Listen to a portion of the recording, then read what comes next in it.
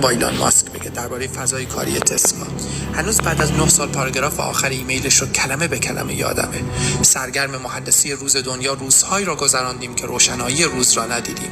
نوشیدن قهوه بارها به کمک انگیزه‌های زیست محیطی می‌آمد تا بتوان کار را ادامه داد.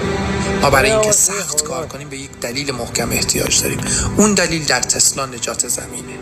در والت دیزنی شاد کردن مردم. میگن ما کارتون نمیسازیم تا پول در بیاریم. پول در میاریم تا بیشتر کارتون بسازیم، آدم‌های بیشتری رو خوشحال کنیم. یا مترونیک، بزرگترین تولید کننده تجهیزات پزشکی در جهان، هر سال جشنی برگزار میکنه و در اون بیمارانی که با دستگاه‌های این شرکت درمان شدن رو به همراه خانواده‌هاشون دعوت میکنه تا داستانشون رو تعریف کنن. تصور کنید دختری جوانی پشت تریبون بره و بگه ممنونم.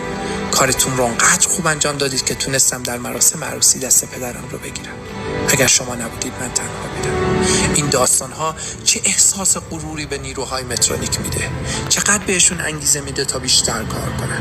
هدفمندی همونطور که یکی از مؤلفه‌های اصلی زندگی شادمان است، یکی از مؤلفه‌های اصلی افزایش انگیزه در کارکنانه.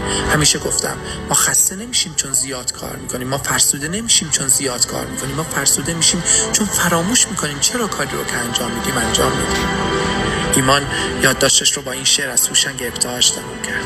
به سان رود که در نشیب در سر به سنگ میزند رونده